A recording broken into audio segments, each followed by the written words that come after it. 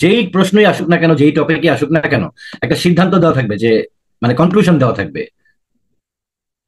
যেমন আমি যদি বলি যে কিছু লোক বলে গ্রামে থাকা ভালো, কিছু লোক বলে শহরে থাকা ভালো, তাহলে এটা তো কোনো কনক্লুশন না, এটা তো কোনো সিদ্ধান্ত না, এটা তো ভাগ হয়ে গেল।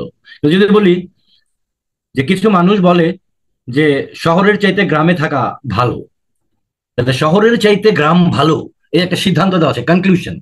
তখন হবে to what extent do you agree or disagree. আর এই শহর গ্রাম নিয়ে যদি প্রশ্নটা এরকম হয়, কিছু লোক বলে শহরে থাকা ভালো, কিছু লোক বলে গ্রামে থাকা ভালো, তখন টু হোয়াট এক্সটেন্ট আসবে না। হ্যাঁ, মানে যে টপিকের সাথে কোয়েশ্চেনটা কিভাবে থাকে এইটা বোঝাটাও জরুরি। তখন থাকবে এরকম, দুটি দুটি মতামতই আলোচনা করুন, মানে শহর ভালো এটা আলোচনা করুন, গ্রাম ভালো আলোচনা করুন, এবং আপনার মতামত দিন। তো ওটা হচ্ছে discuss both the views and give your opinion.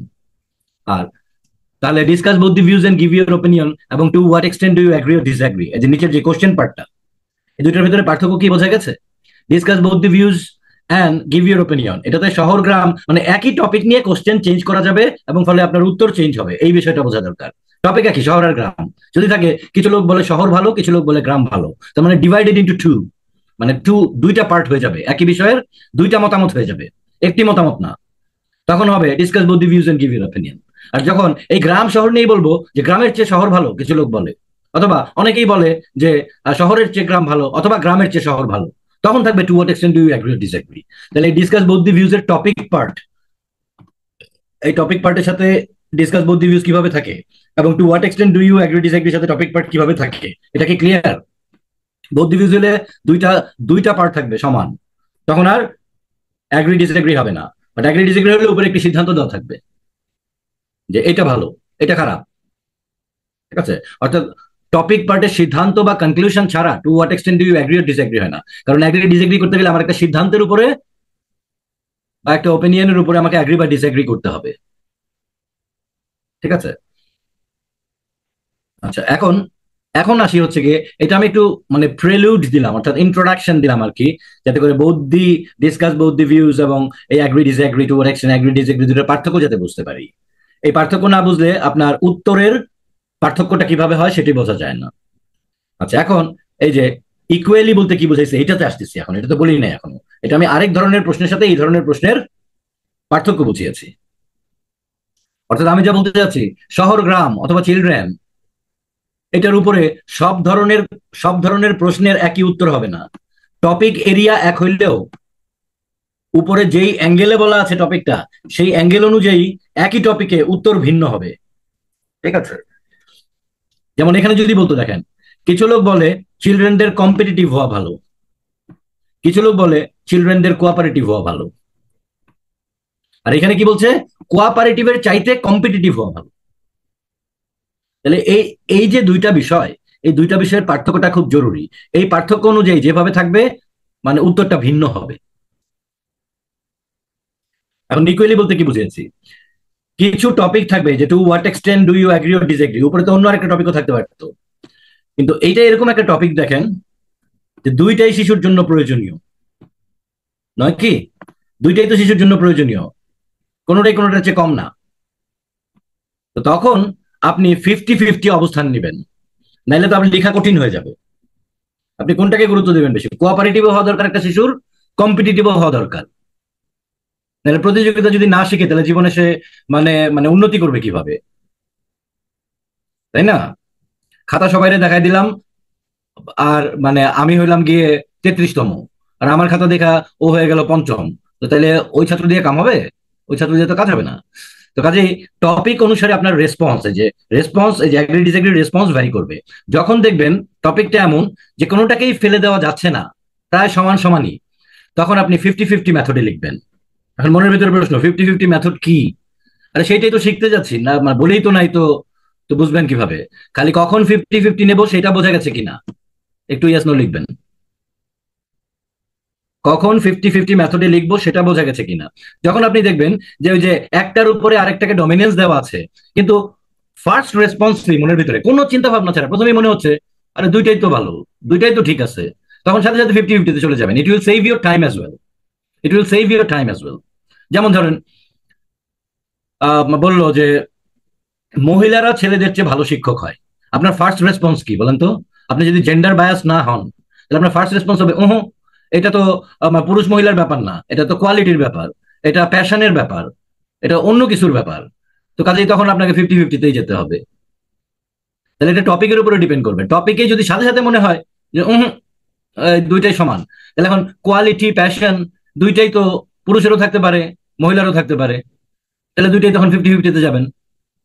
তাহলে টপিকের উপরে ডিপেন্ড করে, কিছু টপিক আছে যে আপনার সাথে সাথেই মনে হবে যে এটা সমানই, মানে খুব বেশি চিন্তা করতে হবে না, ফার্স্ট রেসপন্সেই মনে হবে যে সমান সমান, তখন আপনি 50-50 মেথডে লিখবেন। এই জন্য আমরা 50-50 মেথডে কিভাবে অ্যাগ্রি ডিসএগ্রি করতে হয় সেটা আমরা শিখতে যাচ্ছি। আচ্ছা, এখন 50-50তে যেতে পারবো কিনা, নাকি যে কোনো একদিকে যেতে হবে? এখানে একটা শব্দ দেওয়া আছে, টু হোয়াট এক্সটেন্ট। এক্সটেন্ট মানে মাত্রা। কেমব্রিজ ইউনিভার্সিটি যখন প্রশ্ন করেছে, প্রশ্ন বানায়, তো তারা দিতে পারতো না ডু ইউ অ্যাগ্রি ও ডিসএগ্রি, দিতে পারতো না, খালি এটুকু দিতে পারতো না? কেমব্রিজ ইউনিভার্সিটির মতো একটা বিশ্বসেরা ইউনিভার্সিটি যখন এর আগে টু হোয়াট এক্সটেন্ট লাগায়, তখন আপনাকে বুঝতে হবে যে এর একটা ব্যাখ্যা আছে, এর একটা সিগনিফিকেন্স আছে।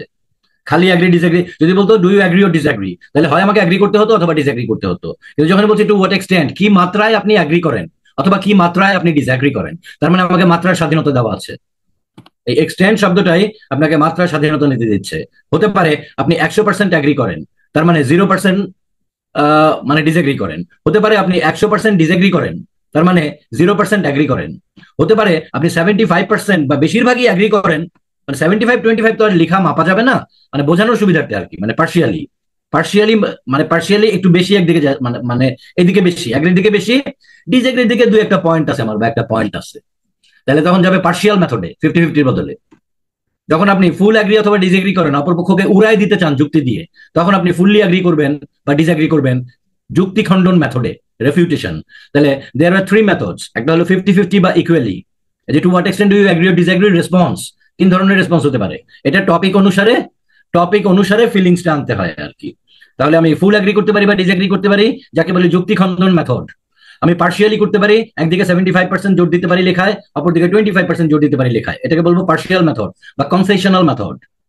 আর যখন শুরুতেই মনে হবে যে দুইটাই তো ভালো, অথবা দুইটাই তো গুরুত্বপূর্ণ, সাথে সাথে চলে যাবেন 50-50 মেথডে।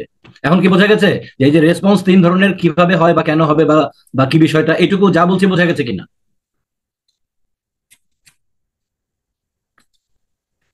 অ্যাকর্ডিং টু দ্য টপিক আপনার মনের ভিতরে যেই গুরুত্বটা আসবে, সেই অনুসারে আপনি 3টার যে কোনো এক মেথডে পরীক্ষায় লিখবেন। 50-50 মেথড আমরা শিখবো, 75-25 মেথড শিখবো, এবং যুক্তি খণ্ডন পদ্ধতিতে অপর পক্ষকে উড়িয়ে দিয়ে একদিকে জোরালো ভাবে লেখা শিখবো। 3টাই শিখবো। তো আজকে শিখবো আমরা 50-50 আর পার্শিয়াল। ঠিক আছে, 50-50 আর পার্শিয়াল। ক্লাস ফলো করতে গেলে সবসময় আমি যতটুকু বলবো, মানে আমি যখন বলবো যে বোঝা গেছে কিনা, তার আগে যতটুকু বলছি সেইটুকু বোঝা গেছে কিনা। ঠিক আছে, এর বাইরে যদি প্রশ্ন থাকে সেটাতে তো আসবো এর পরে। এটাও বোঝার একটা মানে কুল মেথড, মাথাটা মানে ঠান্ডা থাকে। তাহলে প্রশ্ন মানে আমরা নিজেরাই নিজেকে জর্জরিত করে মানে মানে বোঝাটাকে নষ্ট করে ফেলি। ঠিক আছে, এই যে একজন বলছে কিছুই বুঝতেছি না স্যার, আমি নিউ স্টুডেন্ট। যারা আমার পুরান স্টুডেন্ট আছে তারা এর উত্তরটা জানেন, বা ভুলে গেলেও সাথে সাথে মনে পড়বে যে কিছুই বুঝতেছি না, এটা হইতেই পারে না, আমি বাংলায় কথা বলছি। কাজে কিছুই বুঝতেছি না, এটা আপনার রং ধারণা। কারণ আপনি সব বুঝতে যাচ্ছেন, এই মুহূর্তে আপনি রাইটিং পুরোটাই বুঝতে যাচ্ছেন, which is your wrong motive. আমি যা বলছি সেই কথা বোঝা গেছে কিনা, এই কথা তো বাংলায় বলছি, মোটেই না বোঝার কিছু নাই। কাজে অবশ্যই আপনি চিন্তা করবেন আমি যতটুকু বুঝছি এইটুকু অল্প একটু বোঝা আমার অল্প একটু আগাইছে, আরেকটু বুঝবো আরেকটু আগাবে। এইভাবে যখন স্যার বলবে যে আমার পুরোটা শেষ হয়েছে আজকের ক্লাস, তখন যোগ দিলে পুরোটা বুঝবেন। এটা হলো বোঝার নিয়ম। এই যে আমরা যে বলি কিছুই বুঝতেছি না বাংলায় বলার পরেও, এটা কিন্তু মানে মানে আমি আপনাকে ডিসকারেজ করার জন্য বলতেছি না, শেখার মেথড গুলো আমরা জানি না।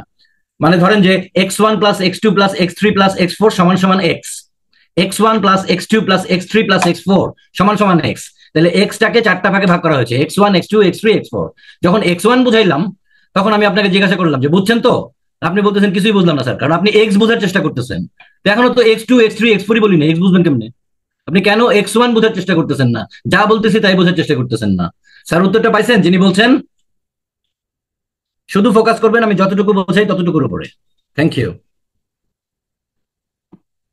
আচ্ছা, তাহলে এখন 50-50 মেথড আমরা সিদ্ধান্ত নিয়েছি যে আমরা 50-50 গুরুত্ব দিয়ে লিখবো। তার মানে অ্যাগ্রি ডিসএগ্রি এমন ভাবে হবে যে কম্পিটিটিভের পক্ষেও কথা বলবো, কোঅপারেটিভের পক্ষেও কথা বলবো, শেষে গিয়ে বলবো অতএব আমি এই টপিকের উপরে মোটামুটি অর্ধেক আর কি অ্যাগ্রি ডিসএগ্রি করি, আমি হাফ ওয়ে স্ট্যান্ড নেই এখানে। ঠিক আছে, তাহলে এইটা কিভাবে লিখতে হবে, হ্যাঁ, যখন 50-50 স্ট্যান্ড নেবো এই রচনাটা কিভাবে লিখতে হয় এইটা আমরা এখন শিখবো। তো আমরা অলরেডি জানি যে ইন্ট্রোডাক্টরি প্যারা লিখতে গেলে সমস্ত আইএলটিএস টাস্ক 2 ক্ষেত্রেই কি করতে হয়, এইটাকে নিজের ভাষায় লিখতে হয়, একই স্ট্রাকচার লেখা যাবে না, প্যারাফ্রেজিং করতে হবে আগে এটাকে। তারপরে কি করতে হবে, আমি কোন দিকে যাব তার একটা হিন্ট দিতে হবে, হিন্ট দিতে হবে। ঠিক আছে, তাহলে এই দুইটা কাজ করলে ইন্ট্রোডাক্টরি প্যারা। এর বেশি লিখলে অকারণ শ্রম নষ্ট এবং কোহিয়ারেন্স নষ্ট, মানে কানেক্টিভিটি নষ্ট, মানে প্রাসঙ্গিকতা নষ্ট। কাজেই না লিখাই ভালো আর কি। যদি কেউ বলে লিখা যাবে না, তাহলে আমি বলবো আপনি যদি ভালো মার্ক মানে পাইতে চান তাহলে এর বেশি ইন্ট্রোডাক্টরি প্যারাগ্রাফে লিখা যাবে না। তাহলে এখন দেখি আমরা এটাকে প্যারাফ্রেজ করি। দেখেন যা বলতেছি তাই খালি ফলো করেন, এটাকে প্যারাফ্রেজ করা হয়েছে কিনা ইন্ট্রোডাক্টরি প্যারাগ্রাফে। এবং আমি যে অ্যাগ্রি ডিসএগ্রি তো কোনো দিকে যাওয়া, তাই না, কোনো দিকে যাওয়া মানে এই টপিকের কোন দিকে যাব, তাহলে আলটিমেটলি শেষে গিয়ে আমি বর্ণনা দেওয়ার পর শেষে যেদিকে যাব তার একটা সংকেত আমাকে আগেই দিয়ে দিতে হবে, উত্তরের সংক্ষিপ্ত। তাহলে এখন দেখি কি লিখেছি। এখানে লেখা ছিল সাম people say that children should be taught to become competitive rather than cooperative. Competitive হলো প্রতিযোগিতামূলক আর কোঅপারেটিভ হলো সহযোগিতামূলক। দেখি নিজের ভাষায় লিখেছি কিনা আগে। Children are tender birds of society. Tender birds এটা একটা ভোকাবুলারি সুন্দর, টেন্ডার মানে বার্ড মানে ফুলের কুড়ি। ঠিক আছে, so tender birds of society and they are required to taught true values of life। এক লাইন লিখেছি, জাস্ট ইনফরমেশন, ব্যাকগ্রাউন্ড ইনফরমেশন এক লাইন লেখা যাবে, না লিখলেও সমস্যা নাই, অপশনাল। এক লাইন লেখা যাবে যেটা ইমিডিয়েটলি টপিককে কানেক্ট করবে। ঠিক আছে, যে ট্রু ভ্যালুজ অফ লাইফ, তাহলে যে values of life connected to দুইটা ভ্যালুজ, কম্পিটিটিভ এবং কোঅপারেটিভ। সরাসরি একেবারে ইমিডিয়েট ইমিডিয়েট আগের কথা বলা যাবে, অনেক আগে থেকে লম্বা করে টেনে আনা যাবে না। যে একটা শিশু জন্ম থেকে অনেক কিছুই শেখে, অপ্রাসঙ্গিক, বেশি বেশি দূরে চলে গেছে। Children are tender birds of society and they are required to be taught true values of life, তাদেরকে ট্রু ভ্যালুজ অফ লাইফ শেখানোর দরকার। আচ্ছা, so some people tend to believe, এখানে ছিল সাম পিপল সে দ্যাট, আর এখানে দিয়েছি আমি সাম পিপল টেন্ড টু বিলিভ, যে আন্ডারলাইন করা আছে দেখেন। সো নিজের ভাষায় লিখেছি, ওখানে ছিল সাম পিপল সে দ্যাট, এখানে লিখেছি সাম people tend to believe that. Competitive, কম্পিটিশনের কোনো কঠিন সিনোনিম খোঁজার দরকার নাই, কারণ তখন এটা হাস্যকর হয়ে যায়, মিনিং চেঞ্জ হয়ে যায়। যদি খুব কমন শব্দ হয় যার সিনোনিম খুঁজে পাওয়া যায় না, তাহলে দরকার হলে আপনি মানে পার্টস অফ স্পিচটা চেঞ্জ করবেন অ্যাটলিস্ট। এটাও প্যারাফ্রেজিং এর একটা টেকনিক। যেমন কম্পিটিটিভ হলো এডজেক্টিভ, কাজে আমি এটাকে নিয়ে আসছি নাউনে, কম্পিটিশন, ফিলিং অফ কম্পিটিশন। দেখেন, সো বিকাম কম্পিটিটিভ বদলে that feeling of competition should be infused in children। and তারপরে কম্পিটিটিভ থেকে নিয়ে আসছি competitiveness, and competitiveness is more important than possession of cooperative values। এখানে কোঅপারেটিভ ছিল, আমি মানে সাথে মানে একটা না একটা কিছু নিজের করতে হবে, যেমন করেছি ফিলিং অফ কম্পিটিশন, সেখানে কোঅপারেশনও আনতে পারতেন, আবার কোঅপারেটিভ যদি রাখেন খালি কোঅপারেটিভ না রেখে পজিশন অফ কোঅপারেটিভ ভ্যালুজ। তাহলে এটুকু কি করলাম, আমি এখানে একটা ব্যাকগ্রাউন্ড ইনফরমেশন দিলাম, তারপরে টপিকটাকে প্যারাফ্রেজিং করলাম, নিজের ভাষায় লিখলাম। কি বাদ আছে, একটু আগে যা বলেছিলাম, বাদ আছে এখন আমার মতামত কোন দিকে যাবে তার একটি হিন্টস দেওয়া। তিনটা জিনিস, এক লাইন ব্যাকগ্রাউন্ড ইনফরমেশন, দ্বিতীয় হচ্ছে প্যারাফ্রেজিং অফ দি টপিক, টপিকটাকে নিজের ভাষায় লেখা, এবং থার্ড হচ্ছে hints of your opinion, hints of your opinion. তাহলে to what extent agree or ডিসএগ্রিতে আমরা এই কাজটি করব ইন্ট্রোডাক্টরি প্যারাগ্রাফে। যখন আমার জানা থাকবে কি করতে হবে, তাহলে আমার এত চিন্তা ভাবনা করে বিরাট বুদ্ধিজীবী সাজার কোনো প্রয়োজন হবে না, যেটি আমার লেখার মানকে উন্নত করবে, পরীক্ষার হলে সময়কেও বাঁচাবে। এখন তাহলে হিন্ট, ইট সিমস দ্যাট, মনে হয় যে, হালকা ভাবে। আই স্ট্রংলি বিলিভ দ্যাট, এটা শুরুতে বলা যাবে না, কারণ আপনি কোনো তথ্য প্রমাণ যুক্তি উপস্থাপন করেন না এখনো যে আপনি স্ট্রংলি বলবেন। ঠিক আছে, so it seems that both the qualities are equally necessary. তার মানে সমান সমান, আমি শেষে যে সমান সমান যাবো তার হিন্ট আগেই দিয়ে দিচ্ছি। ফর ব্যালেন্সড আপব্রিঙ্গিং, একটা শিশুর ব্যালেন্সড বড় হওয়ার জন্য, আপব্রিঙ্গিং হলো তাকে ধীরে ধীরে বড় করে তোলা বা গড়ে তোলা, অফ এ চাইল্ড লালন পালন করা আর কি। অ্যান্ড নান আউটওয়ে দি আদার, একটি অপরটিকে ছাড়িয়ে যায় না, আউটওয়ে মানে গুরুত্বে ছাড়িয়ে যায় না। তাহলে কি দাঁড়ালো?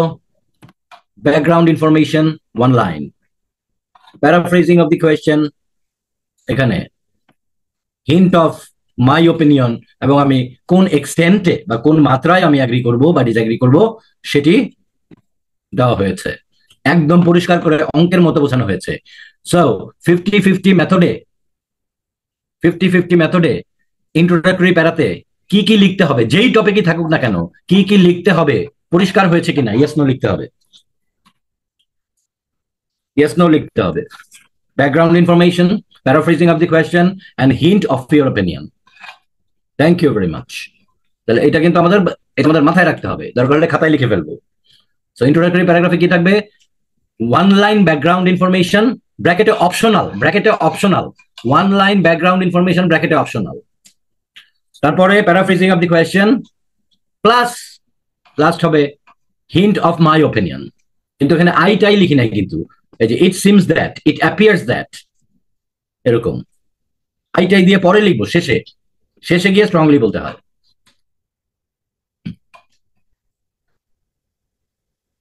এখন আমরা দেখব কোন প্যারা কিভাবে ভাগ করব। বডি প্যারাগ্রাফ হবে 2টা। কেন? যেহেতু সমান সমান, প্রথম বডি প্যারাগ্রাফটা হবে ওই যে প্রথম ভ্যালুটা দিয়ে, কম্পিটিটিভনেস বা কম্পিটিশন। দ্বিতীয় প্যারাটা হবে কোঅপারেটিভ নিয়ে। লাস্ট প্যারাটা হবে আমার ওপিনিয়ন এবং conclusion. On the one hand যখনই লিখবো, there are several reasons as to why children should be having competitional values. তাহলে আমি তো বলেছি 2টাই গুরুত্বপূর্ণ, তাহলে এখন কিভাবে গুরুত্বপূর্ণ সেটা আমাকে লিখতে হবে। তাহলে এই প্যারাতে 3টা রিজন দেবো, 3 রিজনস বডি প্যারাগ্রাফে, মানে সেকেন্ড প্যারাগ্রাফ যেটা বডি প্যারাগ্রাফ 1, 3টা রিজন দেবো। দেখেন, টু এম্বার্ক অন, মানে টু এম্বার্ক অন একটা সুন্দর জিনিস, যে ফার্স্টলির পরিবর্তে টু এম্বার্ক অন মানে শুরু করতে গেলে। বলেছি কম্পিটিশন মোটিভেটস দি ইয়াংস্টার, তো প্রথমটা হচ্ছে মোটিভেট। দেখি তো তার পরেরটা কি আছে, লেখা মাঝখানে একটা পরে পড়বো। মোর ওভার, তার মানে আরেকটা পয়েন্ট। কিসের পয়েন্ট চলতেছে এগুলো স্যার? কেন কম্পিটিটিভ ভ্যালুজ বাচ্চাদের শেখানো দরকার। মোর over competition inculcate self confidence and self independence, আত্মবিশ্বাস গড়ে তোলে, তার ব্যাখ্যা আছে। ফার্দার মোর আরেকটা পয়েন্ট হলো sense of competition is the need of the hours, মানে সময়ের প্রয়োজন, বিকজ, তবে ব্যাখ্যা দিলাম। এখন লাস্টে কি, দেয়ারফর, তাহলে এটা sum up, therefore competitive value is highly required for children. মানে এতক্ষণ ধরে যা বললাম, কেন বললাম আবার বললাম। 50-50 মেথডে, জেনারেলি এখানেই প্যারা শেষ হয়ে যাওয়ার কথা। 50-50 মেথডে প্রতি প্যারার শেষটা আবার উল্টায় দিতে হবে। কি করতে হবে? উল্টায় দিতে হবে। কারণ কি? কারণ আর্গুমেন্টের জগতে উল্টা দিকের যুক্তি ছাড়া কখনো আর্গুমেন্ট হয় না। হ্যাঁ, মানে উভয় পক্ষই করতে হয়। যেমন কম্পিটিশনাল ভ্যালুর প্রবলেম কি আছে, হ্যাঁ, হ্যাঁ, এটা হচ্ছে কম্পিটিটিভনেস। তাহলে কম্পিটিটিভ হওয়ার প্রবলেম কি আছে সেটাও লিখতে হবে, নাহলে এটা আর্গুমেন্টেটিভ রচনা হয় না। এই জন্য একটু উল্টা দিকটাও লিখতে হবে। তাহলে হাউ এভার দিয়ে আমরা কি করবো, উল্টা দিকে লিখবো। এই যে in its extreme form competitiveness may lead to rivalry feeling, মানে শত্রু মনোভাবাপন্ন হয়ে যেতে পারে, অর্থাৎ ফার্স্ট বয় সেকেন্ড বয় মারামারি লেগে যেতে পারে। ঠিক আছে, দুজনের ভিতরে লিডারশিপ নিয়ে মারামারি লাগতে পারে। তো তাহলে কি দাঁড়াইলো ব্যাপারটা? ব্যাপারটা মানে হচ্ছে প্যারাগ্রাফটা কিভাবে হইলো। প্রথম লাইনটা হচ্ছে টপিক সেন্টেন্স, যে এই প্যারাতে কোন পয়েন্টটা নিয়ে আলোচনা করা হচ্ছে, কোন পয়েন্টটা নিয়ে আলোচনা করা হচ্ছে। যেমন এই যে দেখেন, আবার যাই, অন দি ওয়ান হ্যান্ড প্রথমেই কিন্তু আমি এই যে মোটিভেট বলি নাই। যদি আপনি প্রথমেই মোটিভেট বলেন তাহলে এই প্যারাটা মোটিভেশন ছাড়া আর কিছু হতে পারবে না। কিন্তু এমন একটা লাইন লিখেছি যার আন্ডারে আমি 3টা প্লেস করতে পারবো, একটা মোটিভেশন, আরেকটা সেলফ কনফিডেন্স, আরেকটা সময়ের প্রয়োজন। তাহলে প্রথমে লিখেছি on the one hand there are several reasons, যে সেভারাল রিজনস এই কথার আন্ডারে 3টা রিজন আমি আনতে পারছি। তারপরে প্রথম কানেক্টর এবং প্রথম রিজন এবং তার ব্যাখ্যা, ঠিক আছে, এবং তার ব্যাখ্যা।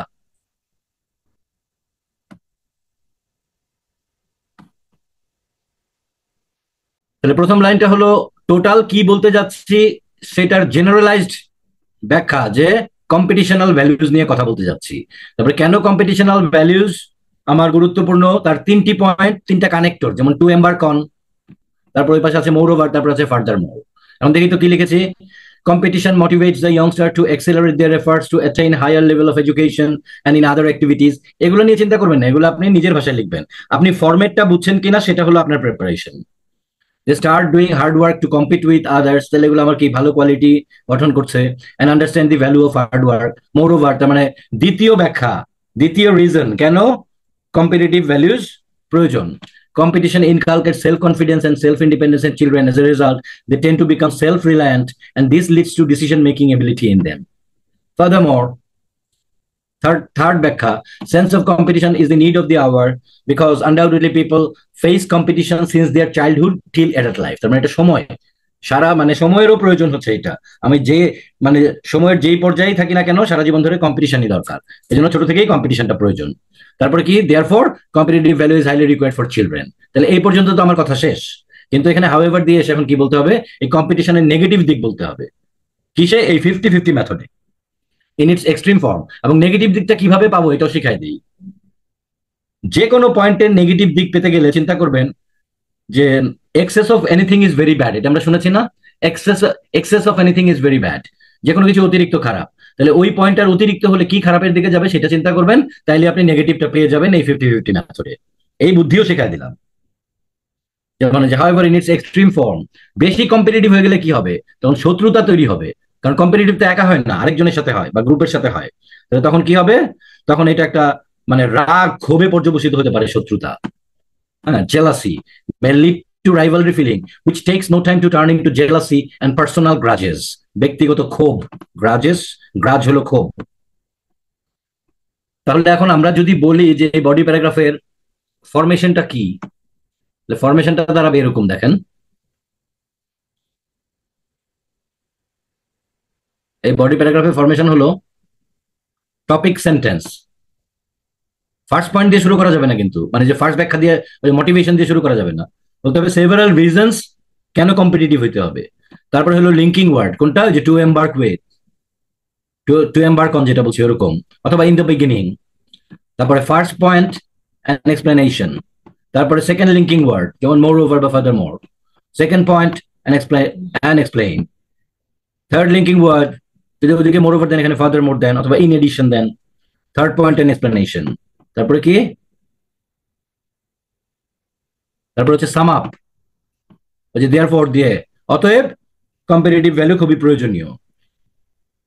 তারপরে কন্ট্রাস্টিং লিঙ্কিং ওয়ার্ড, এটা কিন্তু যে বডি প্যারাগ্রাফটা কিরকম হবে সেটা চলতেছে, মানে হাউএভার, ঠিক আছে, হাউএভার এগুলা দিয়ে, অথবা নেভারদিলেস, এই যে however, while, but, in contrast, by contrast, etcetera, এগুলা দিয়ে ওয়ান কন্ট্রাস্টিং পয়েন্ট, একটা উল্টা দিকের পয়েন্ট, যেটা খারাপ দিক কি, ঠিক আছে। তাহলে এই হলো গিয়ে আমার 50-50 বডি প্যারাগ্রাফের ফরম্যাট। সেকেন্ডটাও তাহলে এরকম হবে, ওখানে যেহেতু অন দি ওয়ান হ্যান্ড দিয়ে শুরু হয়েছিল, এই যে এখানে আবার এখানে দেখলে স্ট্রাকচারটা আমরা আবার পাচ্ছি, রিপিট হচ্ছে এখানে একই স্ট্রাকচার, খালি ওই পয়েন্টের নিরিখে বা ওই পয়েন্টের সাপেক্ষে। এখন আসবে কোঅপারেটিভ, মানে সেন্স অফ কোঅপারেশন। তাহলে সেন্স অফ কোঅপারেশনের ক্ষেত্রেও এর আগের বডি প্যারাগ্রাফ যেই স্ট্রাকচারে বা ফরম্যাটে হয়েছিল একই স্ট্রাকচার বা ফরম্যাটে হবে। সো লেটস চেক, দেখি যে প্রথমটা কি আছে, প্রথমটা টপিক সেন্টেন্স আছে কিনা। On the other hand, it is needless to say that it is also much important to instill the value of cooperation along the children. তাহলে এর আগের প্যারায় প্রথম লাইনটা হয়েছিল কম্পিটিটিভনেস দিয়ে বা মানে সেন্স অফ কম্পিটিশন দিয়ে, এই লাইনটা শুরু হয়েছে কোঅপারেশন দিয়ে।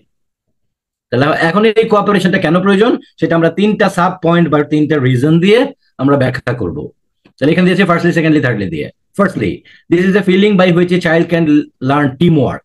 তাহলে team work is our first reason, যে কোঅপারেশন তো টিম ওয়ার্ক ছাড়া হবে না, মানে একাধিক জন মিলে কাজ করবে। সো এখানে টিম ওয়ার্ক পয়েন্টটা নিয়ে আসছি।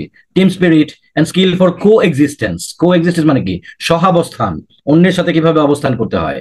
Learning to do effective teamwork takes a child to have sense of cooperation. তাহলে ব্যাখ্যা শেষ হয়ে গেল। এখন দ্বিতীয় রিজন কেন কোঅপারেশন প্রয়োজন। Secondly, cooperative mind builds essential qualities like tolerance. একা একা তো আর সহ্য শক্তি হয় না, আরেকজনের বিহেভিয়ার, আরেকজনের অ্যাক্টিভিটিস, এগুলার ব্যাপারে টলারেন্স আছে, and passions in children. This qualities help a child to become, মানে বিকামটা আলাদা হয়ে গেছে, become well mannered, hardworking, and ultimately a successful person in future. Thirdly, if the history is seen, it becomes quite evident that the well-known icons of the society were only those who had a helping and sacrificing attitude. তাদের ছোট থেকেই এই helping sacrificing attitude ছিল। A self-centered child cannot earn fame in future. তাহলে এরপরে কি হবে? ওই একই স্ট্রাকচার। তারপর হবে সাম আপ। এতক্ষণ ধরে কি বললাম? ওখানে ছিল therefore, এখানে দিয়েছি thus. Thus, learning to become cooperative is an essential soft skill to be acquired by children. এখন কি হবে? কন্ট্রাস্টিং। ওখানে ছিল however, এখানে দিয়েছি while দিয়ে। while this is true, মানে এতক্ষণ ধরে যা বলছি যদিও এটা সত্য, তারপরের কথাটা হলো এখন উল্টা কথা। it cannot be denied that, কি বলছিলাম নেগেটিভ জিনিস বের করার জন্য, যে বেশি হইলে কি হবে, আমি ঢেকে দিলাম যাতে বুদ্ধি মাথায় বের হয়। কোঅপারেশন যদি বেশি হয়ে যায়, এতই মানে ওই যে বলেন আমরা নেউইন না আর দেউইন না, মানে কোঅপারেশন মানে কি, মানে আমি দিতে ভালোবাসি, দেওয়া ভালো, একেবারেই যদি আমি দিয়ে দেই সব, নিজের কোনো অ্যাম্বিশনই না থাকে, তাহলে আমার অ্যাম্বিশন থাকবে না, লস অফ অ্যাম্বিশন হবে। তারপরে কি হবে? মানে সেলফ এস্টিম হারায় যাবে। হ্যাঁ, অর্থাৎ মানে নিজের কোনো গোল থাকবে না। সো এইটাও তখন বলতে হবে যে while this is true, it cannot be denied that excessively cooperative children may lose self interest, ঠিক আছে, নিজের প্রতি একেবারে ইন্টারেস্ট হারায় ফেলতে পারে, and suffer from loss of ambition. তাহলে একই মেথডে গেল না? যেহেতু একই মেথডে গেল, বোঝা গেল যে স্ট্রাকচার ঠিক আছে এখন। আচ্ছা, উল্টা দিকটা কেন প্রয়োজন? উল্টা দিকটা এই কারণে প্রয়োজন, যে কোনো বিষয়ের, এগুলো তো আর্গুমেন্টেটিভ রচনা, তো অ্যাগ্রি ও ডিসঅ্যাগ্রি, উল্টা দিক বিবেচনা না করে আপনি কখনো একপক্ষীয় লিখতে পারবেন না। যেমন আর্গুমেন্টেটিভ, যেমন বিতর্ক প্রতিযোগিতা, এটা তো হইতে পারে না যে আজকের বিতর্কের একমাত্র, মানে আজকের বিতর্কের একমাত্র প্রতিযোগী হচ্ছে ঝিনাইদহ ক্যাডেট কলেজ, তো আরেকটা কই, উল্টা দিক কই। তো এই জন্য আর্গুমেন্টেশন কখনো আরেক সাইড বিবেচনা না করে লেখা যায় না। কম হোক বেশি হোক, উল্টা দিকটা আসতেই হয়। উল্টা দিক ছাড়া যদি কেউ মানে সরাসরি নিজেরটা খালি এক লাইন মানে মানে মানে একই চিন্তা ভাবনায় লিখে দিয়ে আসে, উল্টা দিকের কোনো খোঁজই নাই, তাহলে you will lose mark like anything. হ্যাঁ, মার্ক লুজ করবেন আর্গুমেন্টেটিভ লেখায়। আচ্ছা, এখন সাম আপ করবো আমরা। তো সাম আপ কি হবে? এতক্ষণ ধরে ওই দুই বডি প্যারাগ্রাফে যা করেছি তাকে সাম আপ করা মানেই কনক্লুশন। তাহলে বডি প্যারাগ্রাফে যা করেছি সেটা হচ্ছে দুইটাকে সমান গুরুত্ব দিয়েছি, এবং এই সমান গুরুত্বের খাতিরে, মানে এই সমান গুরুত্বের নিরিখে আমার তাহলে যে agree disagree, to what extent do you agree or disagree, এটার উত্তরটা কি হবে সেটা লিখতে হবে। তাহলে এতক্ষণ ধরে যে সমান গুরুত্ব দিয়েছি সেটা লিখবো, এবং ফলে আমার অবস্থান কি এই প্রশ্নে সেটি পরিষ্কার করতে হবে। To sum up, I take a halfway stand অথবা স্ট্যান্স। পরীক্ষার হলে তারা অবলিক দিয়ে লিখতে পারবেন না, এটা যেহেতু স্যাম্পল রাইটিং, এখানে অবলিক দিয়েছে, যে কোনো একটা মানে যে কোনো একটা লিখতে হবে। I take a halfway stand অথবা I take a halfway stance on the given proposition. To be more precise, মানে আরো to be more precise একটা গুড ফ্রেজ, মানে আরো সূক্ষ্মভাবে বলতে গেলে বললো যে হাফওয়ে, বুঝলাম না তো, বলছে দাঁড়া এইবারে সূক্ষ্মভাবে বুঝাইতেছি। তাহলে এবারে টপিকের উপরে ফেলে এই হাফ বলতে কি বোঝায় এইটা বোঝাবো। আফটার, এইটার উচ্চারণ গজিং না, মানে এটা হচ্ছে পরিমাপ করা, এটার উচ্চারণ হচ্ছে গেজিং। আর অনুমান করা যেটা, ওটা হচ্ছে গেস, স, আর এটা হচ্ছে গেজিং। ঠিক আছে, আফটার গেজিং বোথ, মানে দুই পক্ষই পরিমাপ করার পরে। গেজিং বোথ বলতে কোন দুইটা? এই যে দেখেন, এখানে একটা কমা, এখানে একটা কমা, এই দুই কমার মাঝখানে হলো আগেরটার এক্সট্রা ব্যাখ্যা। এই যে দেখেন, কমা দিয়ে, এই কমাও ব্যাপার, এই কমাও এখানে লেখায় ওস্তাদি, এই কমা আর এই কমা, এই যে দুই কমা দিয়ে close.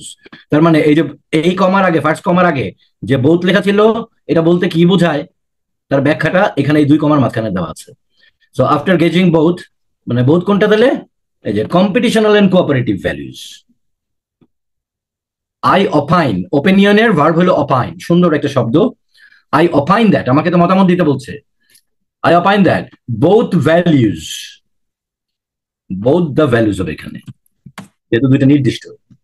Both the values have their own importance. Hence, children should be brought up in such a way so that, that's it, in such a way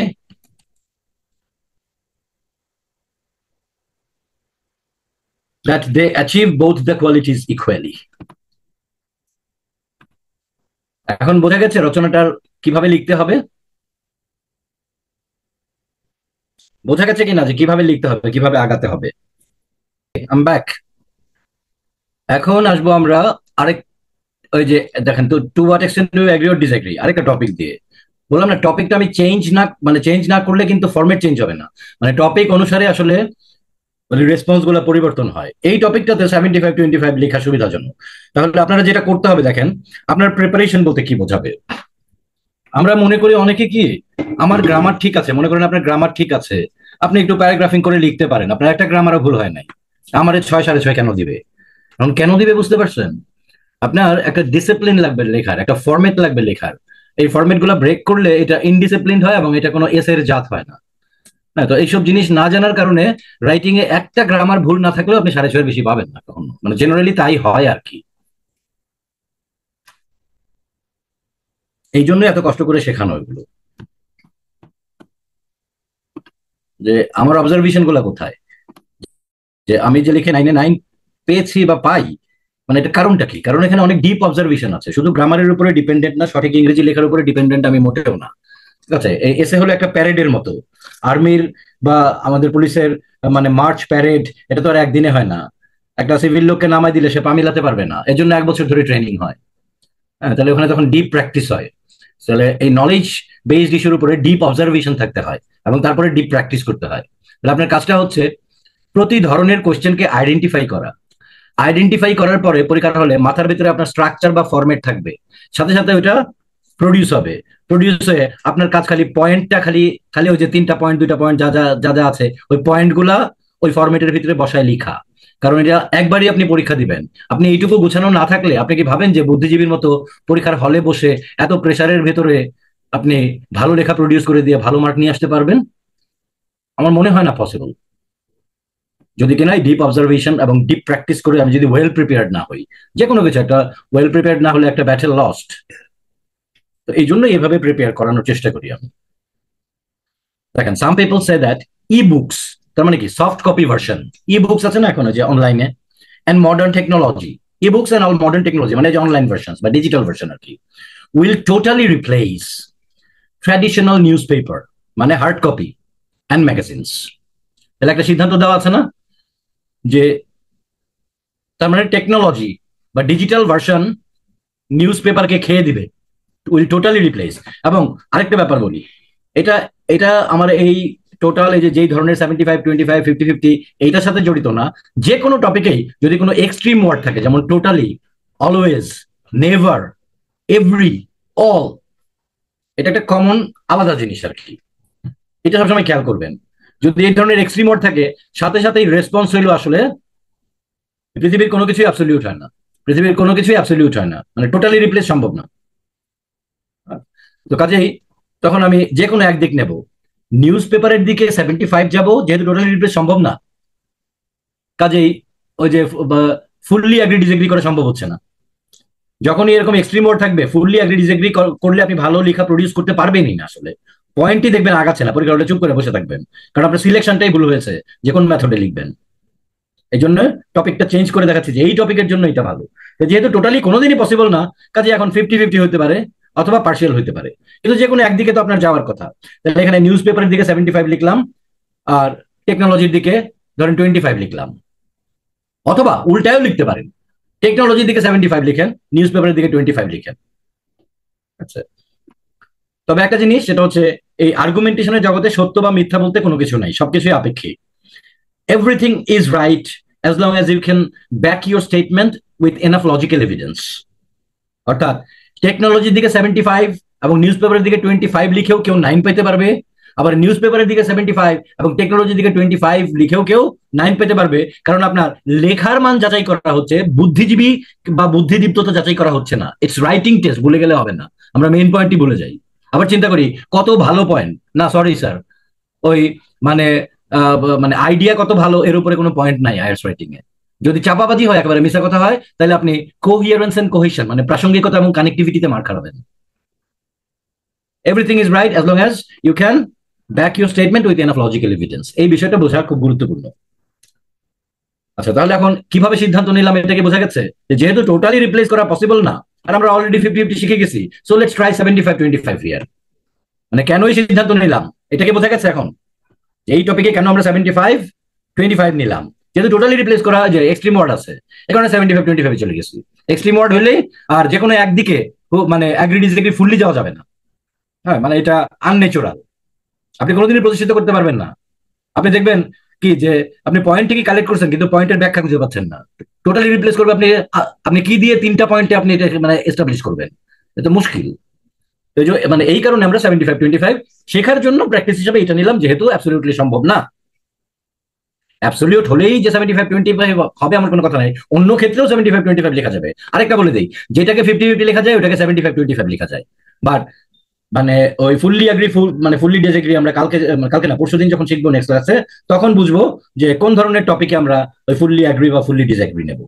ঠিক আছে, তারপর যদি 75-25টা কিভাবে আগায় এটা একটু শিখি। আচ্ছা, তাহলে আমরা মানে যে লেখাটা লিখছি ওই যে বলেছে যে কোনো দিকে নিলেই হবে। ঠিক আছে, সত্য মিথ্যা বলে কিছু নাই। আমার এই লেখায় নিউজ পেপার এবং ম্যাগাজিন মানে হার্ড কপিকে আমি গুরুত্ব দিয়েছি, এবং টেকনোলজিকে 25% গুরুত্ব দিয়েছি। লেখা দিয়ে সবই প্রমাণ করা যায়, ওই যে বললাম না, সবই সত্য যদি আপনি লজিক্যাল এভিডেন্স এবং ব্যাখ্যা দিয়ে প্রতিষ্ঠিত করতে পারেন। আচ্ছা, তাহলে ইন্ট্রোডাক্টরি প্যারাগ্রাফ কি হবে? ইন্ট্রোডাক্টরি প্যারাগ্রাফ 50-50-তে যা, এখানেও তাই, হুবহু একই। একটা একটা ব্যাকগ্রাউন্ড ইনফরমেশন, যেটা দিলেও হবে না দিলেও হবে। সেকেন্ড কি? সেকেন্ড হচ্ছে paraphrasing of the topic part, এই পার্টের প্যারাফ্রেজিং নিজের ভাষায় লেখা। থার্ড কি? এটার হিন্ট, এটার উত্তরের হিন্ট। Just check. আমরা সরাসরি চলে গেছি, এখানে ব্যাকগ্রাউন্ড ইনফরমেশন দিই নাই, কারণ খুব পিন পয়েন্টেড টপিক তো। তো এখানে ছিল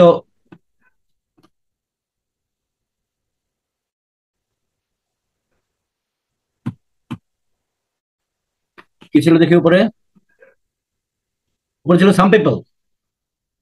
সাম পিপলের পরিবর্তে আমরা লিখতে পারি a group of people, a fair number of people. তো some people say that, a fair number of people believe that. নিজের ভাষায় শুরু করে দিছি। Modern technology will totally replace traditional newspaper and magazines. That conventional practice of reading newspaper, উল্টাই দিছি, passive reading newspaper and magazines will be disappeared. Totally replace এর বদলে দিয়েছে will be disappeared, নাই হয়ে যাবে, because modern technology will take over its place. সুন্দর করে নিজের ভাষায় টপিকটাকে লিখলাম, একই অর্থ। So paraphrasing of the question হয়ে গেল। এখন এইটার হিন্টস। আচ্ছা, এইটার হিন্টস দিতে গিয়ে একটা মজার স্ট্রাকচার শেখাই দিই। এই স্ট্রাকচারটাকে বলে কনসেশন স্ট্রাকচার। কনসেশন, আচ্ছা, কনসেশন। কনসেশন কি কি দিয়ে করা যায়? অলদো, দো, ওয়াইল, এগুলো দিয়ে কনসেশন দেওয়া যায়। কনসেশন মানে কি? মানে একদিকে ছাড় দিয়ে অন্যদিকে কথা বলা। তাহলে অলদো, দো দিয়ে যেদিকে আপনি কম হবেন সেটা হবে অলদো, দো এবং ওয়াইলের সাথে। আবার বলি, যেদিকে আপনি কম রাখবেন মানে 25, আমরা বোঝার সুবিধার্থে 25 ইউজ করতেছি আর কি, একটা কিছু তো বলতে হবে, এই জন্য বলতেছি 25। ডোন্ট ক্লেম যে শফি স্যার বলছে ওইটা নাকি 75, এটা নাকি 25। আমি এটা বোঝানোর সুবিধার্থে শুধুমাত্র ব্যবহার করছি, ঠিক আছে, যাতে আপনারা ওয়েটটা বুঝতে পারেন। তাহলে আমি তো নিউজ পেপার 75, এই 75 কিন্তু আমাদের বানানো 75 আর কি, মানে বেশি আর কি, বেশি মানে 75 ধরছি আর কি। তাহলে নিউজ পেপার 75, 25 কোনটা? E books and modern technology. তাহলে কনসেশনাল বাক্য যেটা অলদো, দো, ওয়াইল এগুলো দিয়ে করা হয়, এর সাথে থাকবে 25টা। এটা হচ্ছে গিয়ে বোঝার শর্টকাট মেথড, ঠিক আছে। তাহলে ব্যাপার হবে এরকম, যেহেতু মডার্ন টেকনোলজি অথবা ওয়াইলের সাথে থাকবে এটা। While it is true that E books, এই যে ওয়াইলের সাথে ই বুকস রাখছি, মানে কম গুরুত্ব যেটা সেটা হচ্ছে ওয়াইলের সাথে বা দো এর সাথে। মনে রাখবেন, ওয়াইল দো দিয়ে ব্যাকগ্রাউন্ড ইনফরমেশন দেওয়া হয়, স্ট্রঙ্গার ইনফরমেশন দেওয়া হয় পরের পার্টে। এই জন্যই স্ট্রঙ্গার মানে 75 পরেরটা, আর ব্যাকগ্রাউন্ড ইনফরমেশন বা যেটা কম সেটা হলো গিয়ে ওয়াইল, দো, অলদো এগুলির সাথে। এটা গ্রামাটিক্যাল রুল, আমি আপনাকে এইটার সাপেক্ষে বোঝানোর জন্য বলছি ওয়াইলের সাথে এটা রাখেন, অর্থাৎ ওই একই রুল অন্যভাবে বুঝাইছি আর কি। So while it is true that, তাহলে এখান থেকেই এক্সামিনার বা যিনি পড়বেন রিডার বুঝে নেবেন যে এইদিকে আপনি কম যাবেন, যেহেতু এটা ওয়াইলের সাথে আছে। এই কথাটা কি বোঝা গেছে কিনা? কনসেশনাল বাক্য কিভাবে পুট করতে হয়। কনসেশনাল বাক্য কিভাবে পুট করতে হয় বোঝা গেছে কিনা? ইয়েস নো লিখবেন।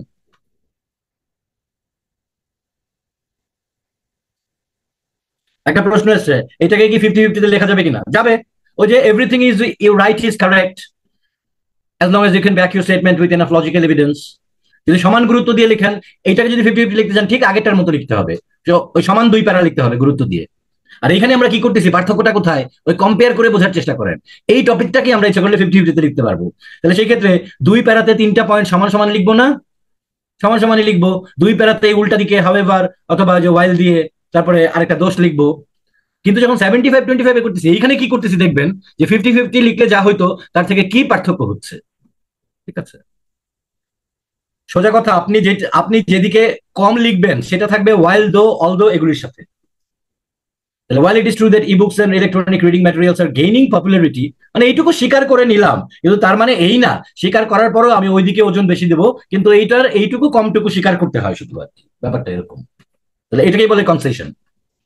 ইট ইজ অলসো ইম্পর্টেন্ট, এবং যেই পার্টটা গুরুত্বপূর্ণ সেই মানে এই পার্টে কোনো মতে খালি স্বীকার করে নিবেন, তাহলে বোঝা যাবে, মানে দেখবেন আপনি ওয়ার্ড দেখলেও বুঝবেন যে এই পার্টের ওজন কম। 1 নাম্বার, ওয়াইলের সাথে। While is not the main part, এটা এটা ক্লজ ক্লজ ক্লজ পার্ট বড় নাকি না একটা কমপ্লেক্স সেন্টেন্সে ক্লজ পার্টটা বড় নাকি না মেইন পার্টটা বড়? তো মেইন পার্টের নামই তো ওই যে সাবঅর্ডিনেট ক্লজ, মানেই তো ছোট। তো এই জন্য ওই যে ওয়াইল, দেখেন আরো কত ভাবে বোঝানো যায়। তাহলে কোনোভাবে এটাকে স্বীকার করে নেওয়া, বাট ওই পার্টটা যেটা মেইন পার্টটা যে কমার পরে, এইখানে শব্দগুলোর ওজনও আলাদা হবে, এমফেটিক ওয়ার্ড থাকবে, অর্থাৎ ওজনদার শব্দ থাকবে।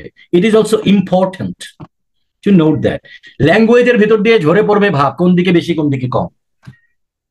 It is also important to note that newspapers and magazines still exist with greater importance. এখন এখানে দেখেন, it is important to note that with greater importance, মানে বোঝা যাচ্ছে এটা 75। এই কনসেশনাল বাক্যের আবেদন, শব্দের আবেদন দিয়ে বোঝা যাবে ওয়াইলের সাথে কোন পার্ট, এই পার্টে কোন পার্ট, আর মানে 2 পার্টের শব্দের আবেদন দিয়ে বোঝা যাবে কোন পার্টে বেশি কোন পার্টে কম। এখানে এটা মানে এটা বিরাট ওস্তাদি, গ্রেটার ইম্পর্টেন্স। এখন এইটা যে গ্রেটার ইম্পর্টেন্স আপনার দিক, তাহলে এইটা কোন পয়েন্টের সাপেক্ষে আপনি ব্যাখ্যা করবেন সেটা বলে দিতে হবে। বিকজ অফ 1 নাম্বার হলো হ্যাবিট, আন্ডারলাইন করি একটু। আরেকটা হচ্ছে ইউজার ফ্রেন্ডলিনেস, ব্যবহারের সুবিধা।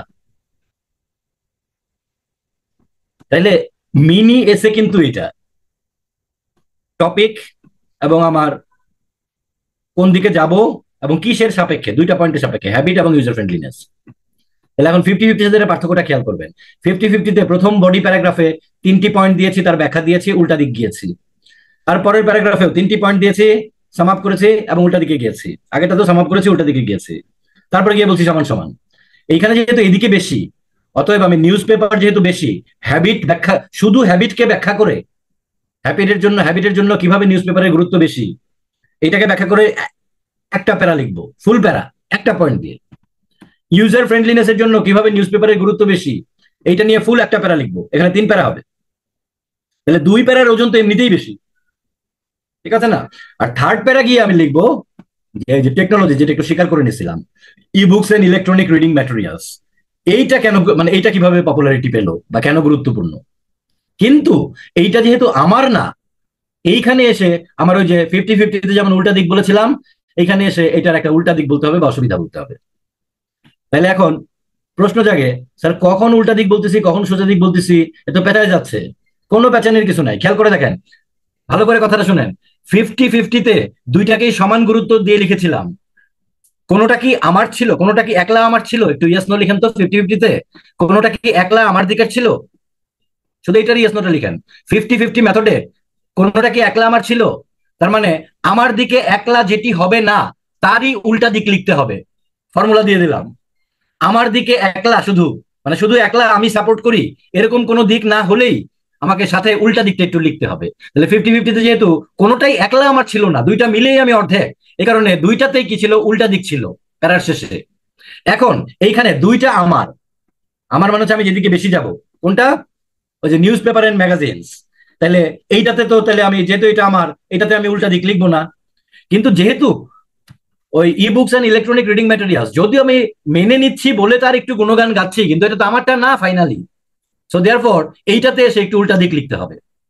সো 50-50 হোক আর এইটা হোক, কখন কোন প্যারায় উল্টা দিক লিখতে হবে এই কথা কি পরিষ্কার হয়েছে কিনা সবার? ইয়েস নো লিখেন আবার, এই কথা পরিষ্কার হয়েছে কিনা যে কোন জায়গায় উল্টা দিক লিখতে হবে? যেটা একলা আমার দিকে না সেখানে উল্টা দিক লিখতে হবে, ওই যে, নাহলে তো আর্গুমেন্ট হবে না, আর্গুমেন্টে উল্টা দিক তো আসতে হবে। তাহলে কোন জায়গাটায় আসবে যেটা আমার দিকে না সেই জায়গাটায় উল্টা দিক আসলেই আমার যে আর্গুমেন্টেটিভ লেখাটা ঠিক থাকবে।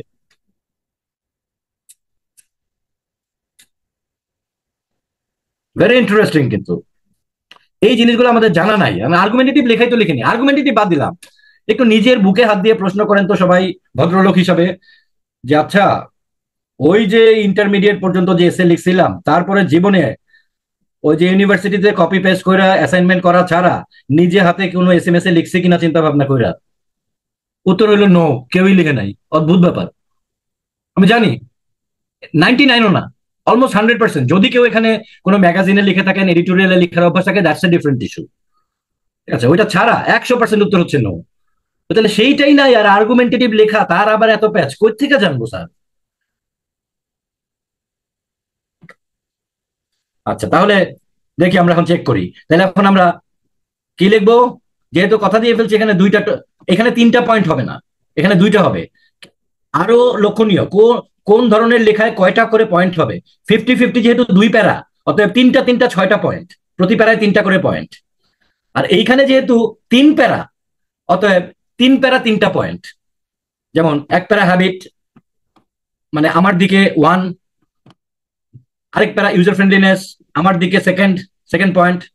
আর আমার দিকে না, কিন্তু ই বুকসটা নিজেই একটা পয়েন্ট, কাজে তিনটা পয়েন্ট তো হয়ে গেল। কাজে এখানে ইন টোটাল তিনটা পয়েন্ট।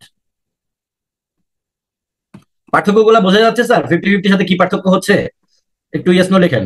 এই যে পয়েন্টের সংখ্যা, তারপরে কোন জায়গায় উল্টা লিখতে হবে, সব কথাগুলো পরিষ্কার হয়েছে?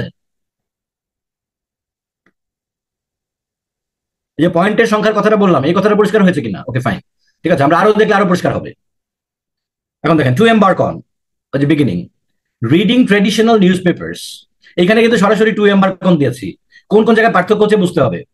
যেমন 50-50-তে শুরুতে টু এম্বার্ক অন দেয় না, সেকেন্ড লাইনটাতে দিয়েছিলাম টু এম্বার্ক অন, কারণ কি ফার্স্ট পয়েন্ট, তার আগে ছিল কম্পিটিটিভ, মানে হচ্ছে গিয়ে আমার টপিক সেন্টেন্স। কিন্তু এখানে শুরুতেই এম্বার্ক অন নিয়ে নিছি, কারণ কি? কারণ টোটাল পয়েন্টই একটা। যদি একাধিক পয়েন্ট থাকে তখন আমাকে একটা টপিক সেন্টেন্স লিখতে হয়, তার আন্ডারে আমাকে তিনটা পয়েন্ট লিখতে হয়, শুরুর পয়েন্ট দিয়ে লেখা হারাম। কিন্তু যখন একটা পয়েন্টই হয় ব্যাখ্যা, তখন আপনি ফার্স্টলি বা টু এম্বার্ক অন দিয়ে শুরু করতে পারবেন। এই কথাটা বোঝা গেছে কিনা?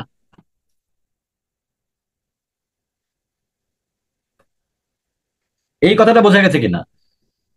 যখন আপনি একটা প্যারার ভিতরে একাধিক পয়েন্ট লিখবেন, মানে এক্স মানে পয়েন্ট মানে X1 X2 X3, ওই যে 50-50-তে লিখলাম না, motivation, self confidence, need of our, তাহলে তিনটা পয়েন্ট ছিল না?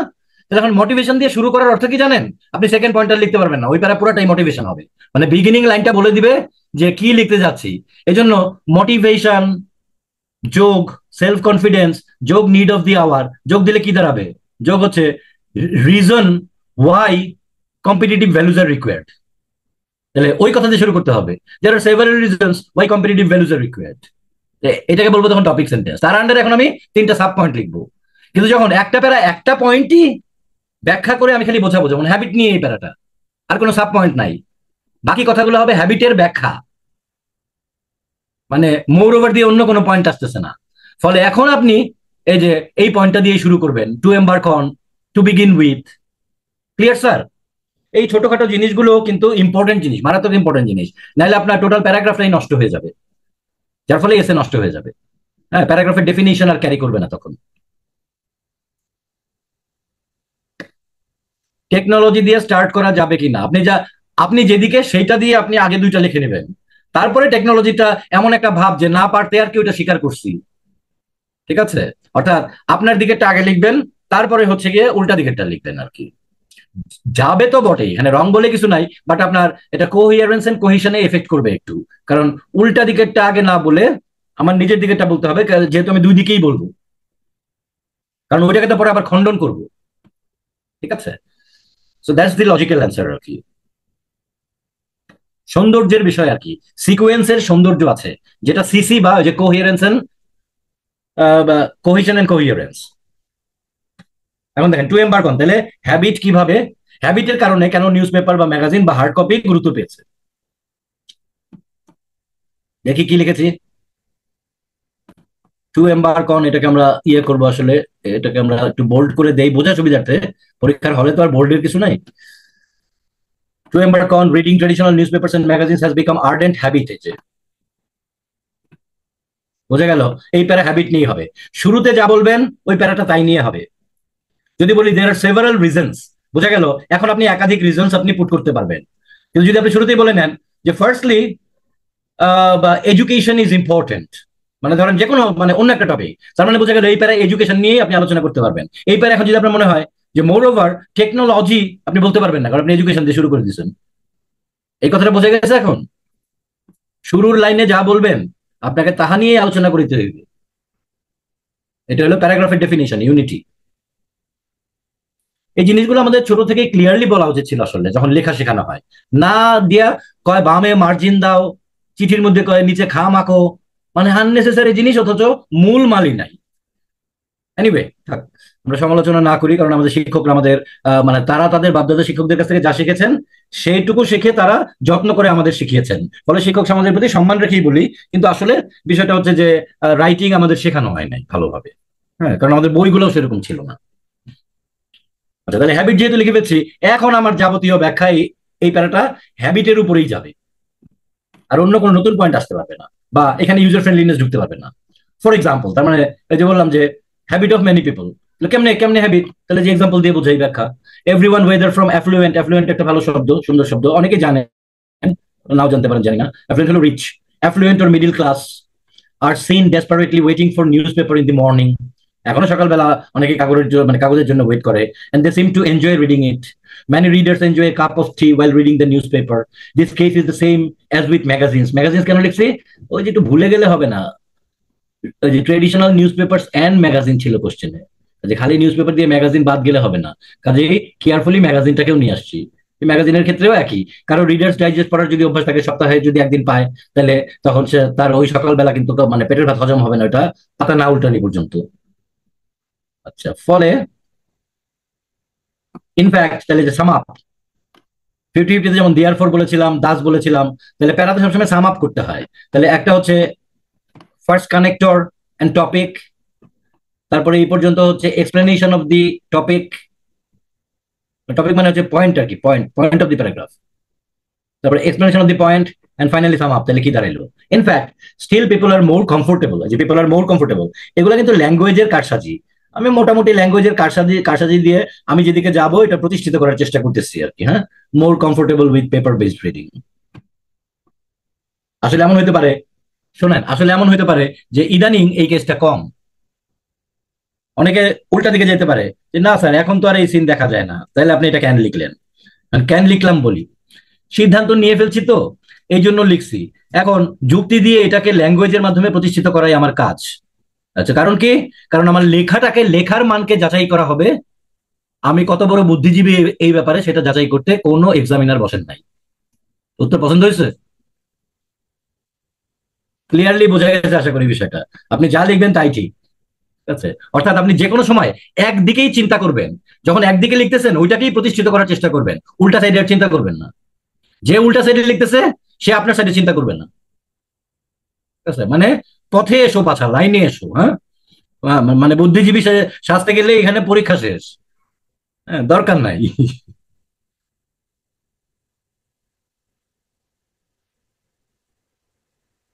মানে মনের ভিতরে এগুলো আসে আমি জানি। So through long 22 years of teaching and analysis, personal analytical মানে এক্সপিরিয়েন্স, এই এই প্রশ্ন মনের ভিতরে সবার আসে। আমি থাউজেন্ডস অফ মানে মানে টেন্স অফ হান্ড্রেডস অফ আমি কোয়েশ্চেন্স পেয়েছি জীবনে। হ্যাঁ, বিভিন্ন রকম উত্তর দিতে দিতে নিজে চিন্তা করতে করতে আমি রিয়েল উত্তরটা পেয়ে গেছি আসলে, যে মানে আসলে কিভাবে শেখা উচিত। মনের ভিতরের এই অকারণ প্রশ্নগুলো যেগুলো আমার শেখা এবং লেখাকে বিঘ্নিত করে, হ্যাঁ, এগুলো তো আসলে আমাদের উত্তর দরকার। তো উত্তরগুলো এরকম আসলে। হ্যাঁ, আমার লেখাকে, আমার রাইটিং কোয়ালিটি যাচাই করা হচ্ছে এখানে। Paper based reading materials as it is a habit, আবার মানে ফাইনালি কি দাঁড়ালো, built over a long period এবং has been pass through generations. আমার বাপকে এমন দেখছি খবরের কাগজ পড়তে, তো আমার কাছে মনে হয়েছে যে পুরুষ মানুষ অথবা মানে মানে বাসার কর্তা মানুষ এটাই করে। হ্যাঁ, পুরুষের যদি একটু মানে খবর টবর না জানা থাকে তাহলে আসলে মানে ইয়ে, অর্থাৎ এটা মানে দেশ actually used to pass through generations. তো এই জন্য এটা লিখে আমরা কি করলাম, এই হ্যাবিট পয়েন্টের বক্তব্য শেষ করলাম। বিসাইডস, বিসাইড মানে পাশে, হুইচ ইজ এ প্রেপোজিশন, আর বিসাইডস মানে এছাড়াও, which is an adverb. Adverb কেন? কারণ এই কমার পরের পুরো বাক্যটার উপরে এটা মানে এফেক্ট ফেলে বা মডিফাই করে। অ্যাডভার্ব একটা ফুল সেন্টেন্সকেও এফেক্টেড করতে পারে বা মডিফাই করতে পারে। তাহলে এখন কি আসবো? এখন আছে user friendliness. Newspapers and magazines are more user friendly because these are portable. এইটা যখন লিখতেছেন তখন মাথার ভিতরে চিন্তা আনবেন না, আরে অনলাইন ভার্সন তো আরো পোর্টেবল, হাতে মোবাইলের মধ্যে দেখা যায়, হোক। আপনি এটা লিখতেছেন, এটা নিয়ে চিন্তা করেন। যে যে ওই টেকনোলজি নিয়ে লিখবে সে ওইটা লিখবে, ঠিক আছে? আপাতত এইটাকেই প্রতিষ্ঠিত করা আমার কাজ। These are portable and can be carried easily from one place to another. These paper version materials are handy because these can be read, পড়া যায়, merely continuing flip of pages। এই যে একটা সুন্দর ফ্রেজ, মানে যে পাতা উল্টানো, ফ্লিপ করা, flip of pages back end fourth, সামনে পিছনে, যেটা তো স্যার স্ক্রল করেও করা যায়। আর ওইটাই বলছি, এই চিন্তা বন্ধ করার অভ্যাস করেন। আপাতত এইটাকে প্রতিষ্ঠিত করতে হবে। This can be preserved physically inside A shelf or somewhere else. হ্যাঁ, চোখের সামনে ফিজিক্যালি রাখা যায়। ওখানে যেমন লিখেছিলাম, ইনফ্যাক্ট এই যে এটা দিয়ে সাম আপ করেছিলাম, এখানে কি দিয়ে সাম আপ করলাম? হেন্স। হেন্স হলো দেয়ারফর এর আরেকটা সিনোনিম। অতএব people feel comfortable with the hard materials just because it does not require any technical knowledge. এতক্ষণ যা বলছি সব ম্যানুয়াল, এগুলা তাহলে প্রতিষ্ঠিত হয়ে গেল না? কোন টেকনিক্যাল নলেজ? হাত দিয়ে মানে শেলফে রাখা যায়, ঠিক আছে, হাতে ক্যারি করা যায়, হাত দিয়ে পাতা উল্টান যায়। সো দেয়ারফর এখানে পয়েন্ট আসলো, কোনো টেকনিক্যাল নলেজের দরকার হয় না, এনিওয়ান ক্যান ডু ইট।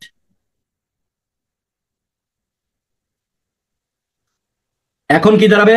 এখন কি লিখবো বলুন তো দেখি, একটু চ্যাটে লিখেন তো দেখি, এখন কোনটা লিখবো? কি বাদ আছে দেখি, ফলো করতে পারতেছেন কিনা, কি বাদ আছে? থার্ড প্যারায় কি লিখবো? হ্যাঁ, টেকনোলজি। টেকনোলজির গুণগান গাবো একটু অল্প, কিন্তু ইমিডিয়েটলি শেষে গিয়ে আবার তার দোষ ধরবো, তার মানে তারা কমায় দিব আর কি, মানে বোঝানো যে ওটা আমার না। ই বুকের সুবিধা লিখবো, কিন্তু ইমিডিয়েটলি আমরা কি দিয়ে এন্ড আপ করবো? হবে এবার এটার একটু দোষ আছে, সমস্যা আছে। না ওপিনিয়ন না, টেকনোলজি। ওপিনিয়ন তো শেষে কি, হ্যাঁ, rest 25% technology. On the other hand, ওই দুই প্যারার অন দি আদার হ্যান্ড আর কি এটা। তার মানে অন দি ওয়ান হ্যান্ড, তার মানে এইটা দিয়ে বোঝায় এটা আমি অন্যটাতে যাচ্ছি, টেকনোলজিতে যাচ্ছি। আবার আগেরটাকেও প্রতিষ্ঠিত করে যে এইটা যেহেতু অন দি আদার হ্যান্ড, অতএব আগের দুই প্যারা পুরোটাই ছিল হচ্ছে গিয়ে এটার উল্টাটা। Technology has allowed the radical approach to reading in the form of ebooks and websites. People can read, copy, paste, download, share, and forward it to anyone. দিয়ে সাথে সাথে, যেহেতু এটা আমার না, একটু গিবত গাইতে হবে। গিবত কি এখন? However, these soft versions need appliances or gadgets like desktop computers, laptops, tablets, or mobile phones. এটা তো কস্টলি আইটেম, এটা আবার সবার কাছে থাকবে না। It needs internet connections and power supply as well. তাহলে এখন এই তিন প্যারা জুড়ে যা করলাম সেটা হচ্ছে, যদিও টেকনোলজির কিছু সুবিধা আছে, আলটিমেটলি টেকনোলজির এখনো ক্ষমতা হয় নাই যে নিউজ পেপারকে রিপ্লেস করবে। নিউজ পেপার এখনো আছে এবং ভবিষ্যতেও তার গুরুত্ব নিয়ে থাকবে বলে আমি মতামত ব্যক্ত করি। এই কাজই তো করছি আমি এতক্ষণ, তাই না? তাহলে এইটাই বলেন এখন, টু সাম আপ, যোগ বিয়োগ দিয়ে যা দাঁড়াচ্ছে আর কি, মানে তিন প্যারাকে সাম আপ করতেছি। আই ডিসঅ্যাগ্রি, যেহেতু 75%-এর দিকে মানে আমার দাড়ি পাল্লার ওজন ভারী, আচ্ছা আমাকে বলেছিল, কি বলেছিল, ডিসঅ্যাগ্রি কেন বলছি আমি, বলেছিল যে টেকনোলজি জিতবে, মানে টেকনোলজি নিউজ পেপারকে ফেলে দিবে, নিউজ পেপারকে অদৃশ্য করে দিবে, নিউজ পেপারকে রিপ্লেস করবে। কাজে আমি যেহেতু 75-এ নিউজ পেপারের দিকে গেছি, কাজে আমি তো ডিসঅ্যাগ্রি করছি, ফুললি না হলেও কোনো একটা মাত্রায় ডিসঅ্যাগ্রি করছি টপিকে, মানে টপিকের একটা ডাইরেকশন তো আছে। টপিকের ডাইরেকশন ছিল টেকনোলজি উইন্স, আমি এর বিপরীত দিকে ডাইরেকশন, নিউজ পেপার উইন্স। সেই জন্য আই ডিসঅ্যাগ্রি, কিন্তু টু দ্য এক্সটেন্ড দ্যাট, যেভাবে জিজ্ঞেস করছে, I disagree to the given proposition to the extend that, এইভাবে খুব কম মানুষ আইএলটিএস এর উত্তর দেয়। আপনাকে প্রশ্ন করছে to what extent do you agree or disagree, আপনি এই লাইনে উত্তর দিচ্ছেন না, তাহলে তো হইলো না। সো এটা একটা খুব একটা মানে সুন্দর ডাইরেক্ট উত্তর ওই প্রশ্নের, to what extent do you agree or disagree. আমি এই এক্সটেন্টে ডিসঅ্যাগ্রি করি যে যদিও ওই যে টেকনোলজিকে দোয়ের সাথে রাখছি, কনসেশন। আগে মানে প্রথমে ইন্ট্রোডাক্টরি প্যারাগ্রাফে রাখছিলাম ওয়াইলের সাথে, আবার খুব কেয়ারফুলি ভ্যারি করছি, এখানে দুইবার দো দেই নাই, প্রথমে দিয়েছিলাম ওয়াইল ইন্ট্রোডাক্টরি প্যারাগ্রাফে, এখন দিছি দো। Though advanced technology has added new dimensions to the source of reading, in my opinion, as a clear আমার opinion দিয়ে দিলাম, technology will not be able to pose threat. Technology threat করতে পারবে না to the existing traditional newspapers and magazines as, এখানে as হলো যেহেতু বা বিকজ, এর বদলে বিকজ লেখা যাবে। These have, আমি বলছি হ্যাবিটার ইউজার ফ্রেন্ডলিনেস, ফলে এদের একটা এখনো এভার লিভিং অ্যাপিল আছে রিডারের কাছে, as these have ever living appeal to the readers. খেয়াল করে দেখেন ওই হ্যাবিট এবং ইউজার ফ্রেন্ডলিনেস এই দুইটা অ্যাপিলের বিষয়, মানে আমাদের কাছে মানে জনপ্রিয় হওয়ার বিষয়। সো ঠিক সাম আপ করেছি যে মানে বডি প্যারাগ্রাফেরটাকে যদি আমরা ব্লেন্ডারে ঢুকাই, ব্লেন্ডারে ঢুকানোর পরে এটা যে জুস হয়ে বের হবে ওইটা এই বডি প্যারাগ্রাফ মানে এই কনক্লুসিভ প্যারাগ্রাফে আনতে হবে। দেখেন ভাবটা নিয়ে আসছি। অনেকে মনে করে সাম আপ কিভাবে করবো, এতগুলা কথা এটা ছোট করে লিখবো না, ওই কথাকে ছোট করে না, এটা জুস বানায়া ওইটার অ্যাঙ্গেলটা থ্রো করতে হবে, যে কিভাবে বলছিলেন তার অ্যাঙ্গেলটা এবং ফাইনাল কথাটা কি দাঁড়াইলো। বোঝা গেছে স্যার?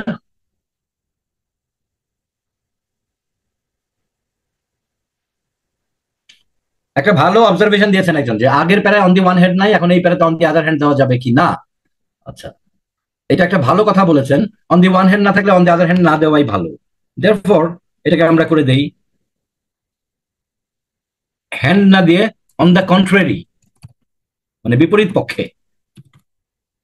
হ্যান্ড থাকলে অন দ্য আদার হ্যান্ড, শুধুমাত্র অন দ্য ওয়ান হ্যান্ড আগের প্যারাতে থাকলে, কারণ আগের প্যারায় অন দ্য ওয়ান হ্যান্ড, তো আমি দুই প্যারায় কেমনি লিখবো, ওই জন্য অন দ্য ওয়ান হ্যান্ড লেখা হয় না আর কি। তো এখন অন দি কন্ট্রারি দিলে ক্লিয়ার ডিভিশন হয়ে যাবে যে আগের দুই প্যারার সাথে এটা বিপরীত ধর্মী। Thank you very much. এখানে বেটার ভার্সন হচ্ছে অন দ্য কন্ট্রারি। হ্যাঁ, বাই কন্ট্রাস্ট দেওয়া যাবে, ইন কন্ট্রাস্ট দেওয়া যাবে, বাই কন্ট্রাস্ট, ইন কন্ট্রাস্ট। আচ্ছা, ইন কন্ট্রারি হয় না, in contrary wrong, on the contrary. In contrary হয় না, ইন কন্ট্রাস্ট হয়। ঠিক আছে, ইন কন্ট্রাস্ট বা অন দ্য কন্ট্রারি। তো এটা কি পরিষ্কার হয়েছে? ক্লিয়ার?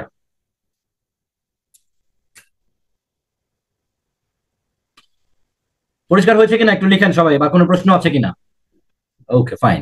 সো এই যে দেখেন আমি যেভাবে বোঝালাম একটা স্যাম্পল রাইটিং কে মানে অ্যানালাইসিস করে, এরকম একটা ক্রিস্টাল ক্লিয়ার ধারণা নিয়ে, সব ধরনের প্রশ্নের উপরে ক্রিস্টাল ক্লিয়ার ধারণা নিয়ে, প্লাস হচ্ছে গিয়ে অন্য প্রশ্ন এই ধরনের, এটা আপনি অনলাইন থেকে নিতে পারেন, কেমব্রিজ থেকে নিতে পারেন, নিয়ে আপনি এই কঙ্কালের ভিতরে এই ফরম্যাটে রেখে লিখতে পারছেন কিনা এইটা টেস্ট করে তারপরে পরীক্ষার হলে আপনি রিয়েল পরীক্ষা দিতে যাবেন, তার আগে না। ঠিক আছে, এখন সেকেন্ড পার্ট কি? সেকেন্ড পার্ট হচ্ছে এরকম প্রশ্ন খুঁজে বের করে আরেক টপিকের উপরে আপনি এই একই রকম মনে করে লিখতে পারেন কিনা। যখনই হয়ে যাবে তাহলে কাম হয়ে গেছে। আচ্ছা,